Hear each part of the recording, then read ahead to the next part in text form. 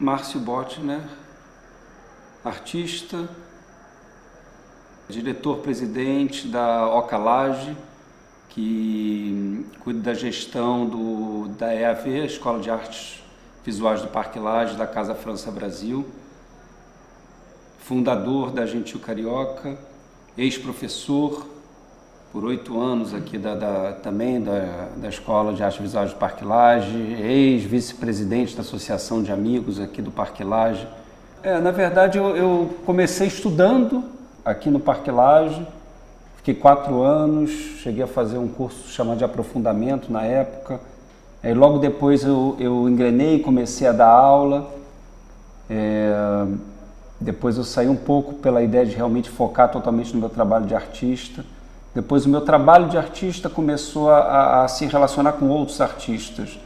E de alguma maneira também eu comecei a me interessar em ajudar a produzir obras de outros artistas, juntos ou não. Depois resolvi mergulhar num curso que era uma espécie assim, de uma pós em marketing de cultura. E aí eu acho que já era um pouco um embrião de eu querer dar esse voo de pensar que o artista poderia ser um agente capaz de tocar, né, em vários braços do sistema. Depois, isso em 2003, veio um momento em que você não tinha um mercado dentro do Rio, você não tinha um espaço que tivesse artistas por trás. Veio a ideia desse encontro, né, com a Laura Lima, com o Ernesto Neto. No início tinha o Franklin Cassaro, depois, logo em seguida, nós 3, e aí isso veio e nasceu essa plataforma de artista, que é um espaço tocando o mercado, mas que também é um espaço que toca a rua, que toca a educação. Aí nasceu a Camisa Educação, um projeto da Parede Gentil e outros projetos. Nasceu anos depois, junto com o Marcos Wagner do Alalaô, e no meio disso tudo sempre a Escola de Artes Visuais, e eu participando, e eu depois voltando a dar aula, 8 anos dando aula aqui, uma paixão enorme. Depois veio em 2007 um convite para o Paulo Vieira se tornar o presidente da então Associação de Amigos, e ele logo convidou o Fábio Schwarzwald, o Guilherme Magalhães Pinto, eu e o Ernesto Neto. Quer dizer, o próprio Paulo já vislumbrava essa união entre colecionadores, artistas e também, no meu caso, um pouco produtor ou galerista, enfim, que tocasse esses braços e unidos, né, pensássemos o melhor para a escola. Você precisa cobrir a piscina, e aí você tem uma firma que vai cobrir a piscina. E essa firma vai pedir 30 mil reais para cobrir a piscina. Você tem um problema. Aí eu fico pensando hoje, por que não chama um artista para resolver esse problema? Aí esse artista vai lá, vai pensar um projeto, isso até aconteceu, um projeto incrível, que ele vai pegar caixas de madeira de feira, vai botar garrafas PET, vai botar um gelo seco, e isso vai flutuar dentro da água. E aí você tem vários desses caixotes, eles estão conectados, viram um palco e viram um acesso. E aí você tem um pensamento de um artista lidando com essa funcionalidade, claro que ele se dedicou pensando nisso, e com um custo muito mais barato. Como é que a gente dá a volta dentro desse circuito? A palavra-chave, quando você pensa num artista, é liberdade. Eu acho assim, se você pensa também no que se fala numa escola de arte, é liberdade. E assim, eu acho que se você pensa também o próprio sistema de arte, por mais que ele possa ter os seus dogmas e tal, eu acho que a liberdade é fundamental, e cada vez mais a gente vê dentro do sistema esses agentes que vão criando seus vários braços dentro do meio.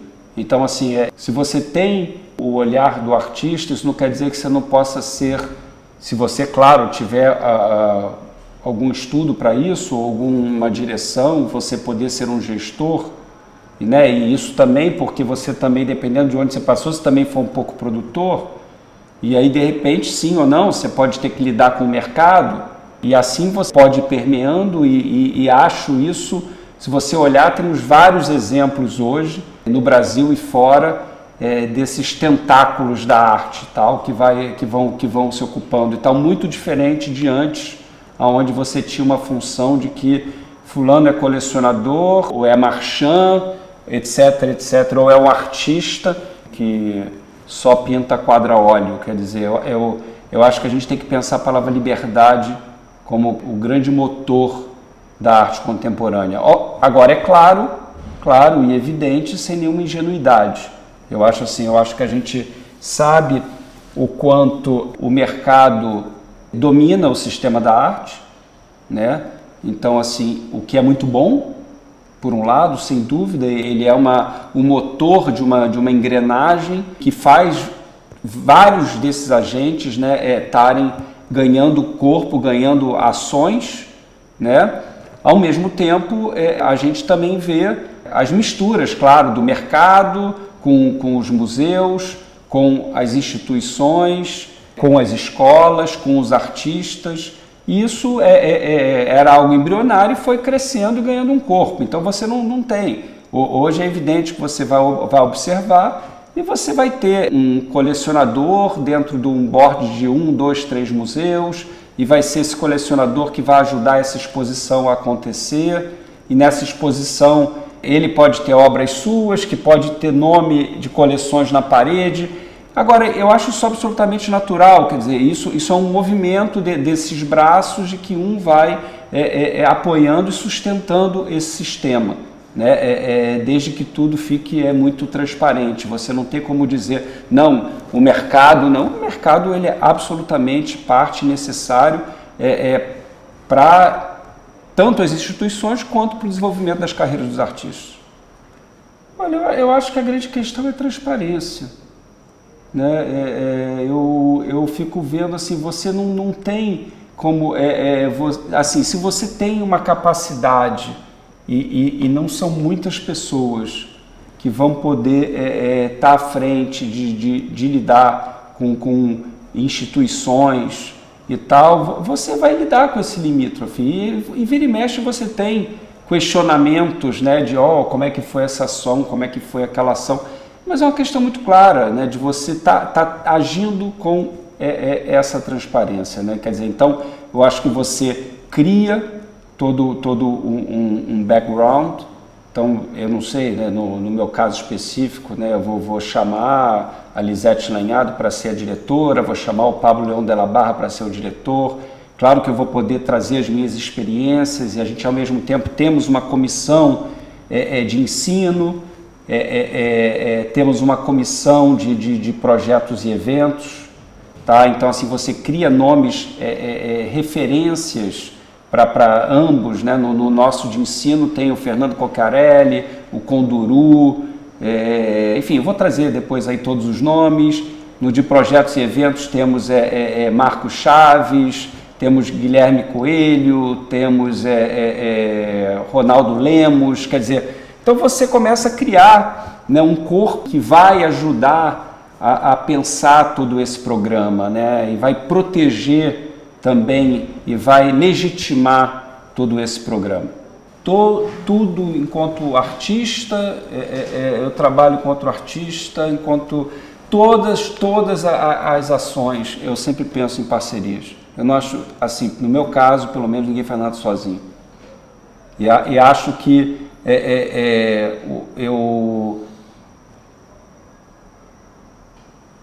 e acho que não acho que para você dizer como é que o artista ter sucesso, que isso é responsabilidade do mercado.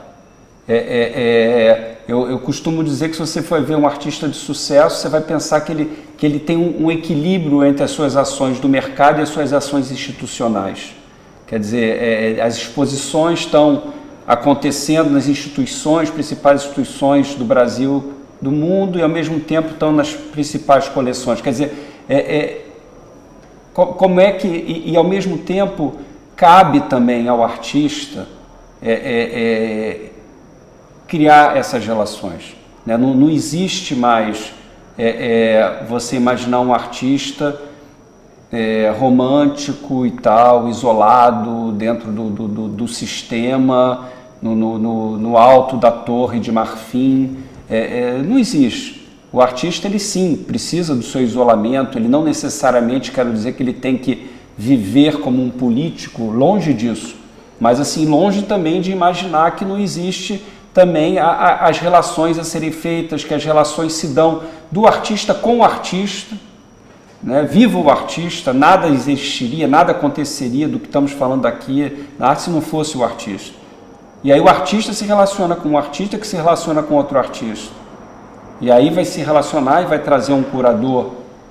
E esse curador, hoje é tudo misturado, curador e crítico, mas enfim, aí vai, e aí outro traz, e aí outro escreve. Às vezes o próprio artista vira curador que também escreve um texto crítico. E aí isso vai se misturando e de repente você traz uma pessoa que nunca pensou na vida em arte e era um cara que trabalhava em banco, um advogado, e aí ele vai, olha, ouve esses artistas falando que é curador e olha e fala, oh, que coisa incrível, por que você não compra? Se você comprar vai ajudar isso a acontecer, e aí vai. E aí esse ciclo, ele vira colecionador. Né? Agora, e aí toda essa trama vai se dando justamente porque você se imagina de uma maneira um artista polvo que vai ali e tal, no melhor sentido dessas conexões, dessa rede. Então, assim, não dá para ficar imaginando quem está fora. Você tem que estar mergulhando, você vai criar a tua rede, sabe? Você vai criar a sua rede. Isso não quer dizer que os artistas mais importantes e tal são os que estão com o seu valor de mercado e tal. Não é disso que eu estou falando. Assim, mas assim, não dá para imaginar que você não vai ter que criar algum tipo de circuito, algum tipo de rede para estar lançando a tua história aí no mundo, entendeu? Então, a gente tem que também, eu acho que desmistificar um pouco esse isolamento, né, de que ou você está fora do mercado ou você está dentro do mercado, né? Da questão internacional, né, que sem dúvida eu acho que muito logo no começo, né, a gente começou a perceber que recebendo importantes diretores de museus, curadores internacionais, a única maneira você tinha que ir para a casa deles, você tinha que devolver essa visita. E ao mesmo tempo o Brasil, o Rio fica tão longe, nós ficamos tão distantes. E aí isso foi um ciclo praticamente ininterrupto, né, de viagem, o que você ganha, um conhecimento enorme, uma troca enorme. E ao mesmo tempo a gente percebe como nós somos tão pequenos, como nós somos, né, um pequeno ponto, né, no meio do que é a cena de arte internacional, né? Tinha uma coisa depois que eu até dizia, mesmo quando eu ficava mais de um mês direto aqui, eu dizia que eu estava emburrecendo, porque você começava a ficar preocupado com a luz, com a conta que tem que pagar, com o pé da cadeira que quebrou, com a poeira que se formou em cima do local e tal. E aí, claro, isso fez eu também acho que você exagera quando fala de um embaixador e tal. Acho que sim, alguém que estava ali querendo aprender, querendo trocar, querendo falar da importância da arte brasileira, também carioca, porque sempre tinha muito isso, né? Traziam muito na minha figura como esse espírito carioca, né? Várias vezes não me deixaram entrar em lugares pela cor das calças, inverno, era quase uma... Como é que pode? Quer dizer, então tinha um pouco esse espírito, ao mesmo tempo, quando você tinha que lidar e estar ali na reunião, você estava ali às 9 horas em ponto naquela reunião para falar com todos ali na maior seriedade e sem deixar uma brecha também para esse espírito brasileiro, carioca, também virar um espírito da bagunça e da desorganização, né? E sim o espírito, novamente, da liberdade, o espírito da inovação, o espírito de, quem sabe, uma maneira diferente de poder pensar e fazer as coisas. né? E isso levou, você já perguntou sobre a questão de comitês, do comitê de Basel, Miami, que eu faço parte há uns acho que 6, 7 anos, e eu vejo quase como uma função institucional, né? Você está ali, de alguma maneira, como um expertise, junto com, né, alguns dos colegas galeristas mais importantes do mundo, lidando com um pensamento suíço, americano, que se aprende um monte, e ao mesmo tempo pensando o que é o Brasil, o que é a América Latina, o que são os países de língua espanhola, quer dizer, esse contexto no qual primeiro a gente faz parte desse desenho, e qual é a força disso e como defender isso também para um espaço de arte que tem um corte, né? Você vai falar do mercado, hoje os mercados é muito definido, né? Você tem, só pegando o próprio caso aí de Basel, você vai ter Basel Suíça, Basel Miami, Basel Hong Kong. Isso fica muito claro, né? O quanto você pula quando você está em Basel, você vai olhar, das 300 galerias, você vai ter 8 a 10 latino-americanas, quer dizer, você está falando de 2, 3%, enquanto você vai para Miami, você dá um pulo para entre 250 galerias, enfim, você vai ter como 16 a 20% latino-americano. E a minha luta é para que tenha mais. Quer dizer, claro que eu acredito na arte internacional, na arte da mistura, esse é talvez um dos grandes problemas aí nossos, esse protecionismo de mercado, mas eles também protegem o mercado. Quando a gente vai falar de feiras, né, como eu falei, você vai para a base, você vai ter 2, 3% e tal, aqui abre mais, no caso de Miami, mas enfim, como é que a gente também pode, por isso que eu falo institucional, no caso, como é que tendo boas galerias, bons artistas, bons projetos, como é que você pode ter uma força, uma solidez, né, maior do pensamento artístico brasileiro dentro desses eventos, né? Eu acho que muitos passos foram dados, né? E esses passos aí vêm da presença dos artistas, sem dúvida, nos museus internacionais. Isso vem se dando aí, né? Você estava aí citando, né? Lígia, Mira, né? Mas vamos falar aí de vários, né? Cildo, Tunga, Neto. Vamos embora, né? Quer dizer, é uma presença muito forte. Ao mesmo tempo, claro que ela se dá num outro ritmo. Se você pensar o mercado também das galerias brasileiras, né? Indo, né, para Luiz Estrina, pegando lá todo, né, um histórico que vai devagar, aí tem uma explosão que se dá com Marco Antônio, e quer dizer, começa uma pulverização, né, enorme, né, dessas redes, e ao mesmo tempo começa também os colecionadores, né, o mercado começa um crescimento, começa também os colecionadores começam a se internacionalizar, começam a fazer parte do board desses museus e tal. Agora,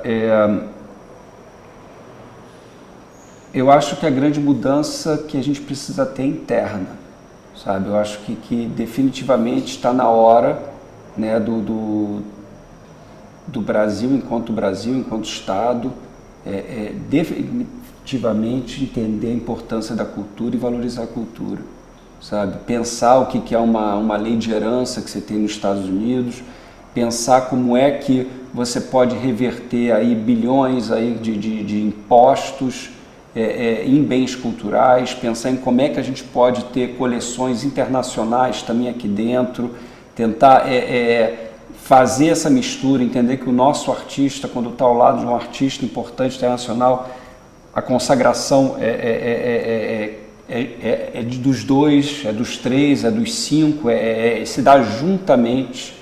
Quer dizer, então assim, tem que ter um movimento, porque fala como é que vai, como é que a gente consegue, tá? A gente vai fazer agora um movimento para a escola, uma celebração dos 40 anos, mas também um jantar beneficente, um leilão, algo que, né, os amigos do Parque Lage, os amigos da Casa França, enfim, não se está se reinventando a roda, mas como é que a gente faz com que isso seja absolutamente natural? Que quem estudou numa escola entenda que vai ter que doar depois o que recebeu, e quem está visitando essa escola também tem que fazer uma doação, porque é parte do seu patrimônio, do Estado, do seu país. Quer dizer, então essa educação a gente tem que dar, mas a gente tem que dar também mecanismos, né, práticos para que isso possa se germinar no Brasil. Aí a gente vai conseguir sim ter um Brasil não só rico em números como a China, mas assim, além de rico em números, com formação, sabe? Como uma árvore que vai ali nascendo, germina, cria os seus galhos, tem a sua copa e vai embora, sabe? Não só a copa que você não sabe onde é que está a raiz, entendeu? Porque tudo que acontece, toda a reverberação se dá pela força da nossa arte. Porque se você vai olhar para trás, vamos pegar década de 50 para cá, para a gente tal, sabe, de uma coerência a arte brasileira, de uma força histórica que não tem conversa. Por isso que mesmo que o Brasil e tal, depois, calma aí, e volta, isso estava acontecendo aqui, estava acontecendo também lá,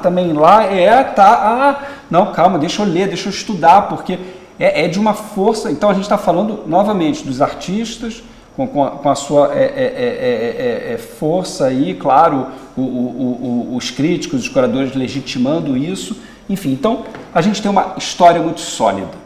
Então, assim, falta a gente também agora dar mecanismos também para que esse mercado, esses colecionadores, os amantes, o cidadão também comece a entender que a cultura que é feita é dele, é dela e é parte de todos nós. Então, assim, cabe sim o Estado, cabe lei, cabe pensar como é que a gente cria mecanismos para fortalecer, né, uma responsabilidade cultural de cada um. Dos colecionadores, claro, que são os primeiros amantes e com possibilidades também reais, financeiras, mas também, né, o outro que vai doar o que puder doar porque se sente parte dessa cultura.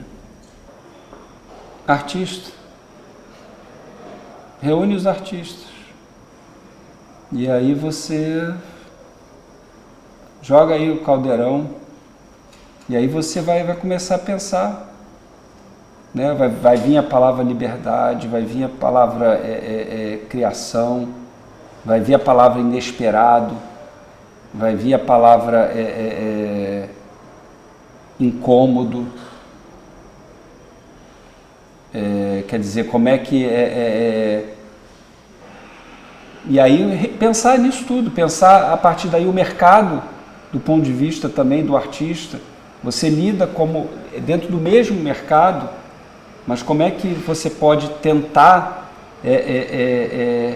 pensar que uma feira de arte pode ser uma encruzilhada que está no meio da rua, né? Uma instituição, como é que pensar uma instituição também do ponto de vista do artista, como é que, enfim, joga o artista no meio e você vai ter a resposta.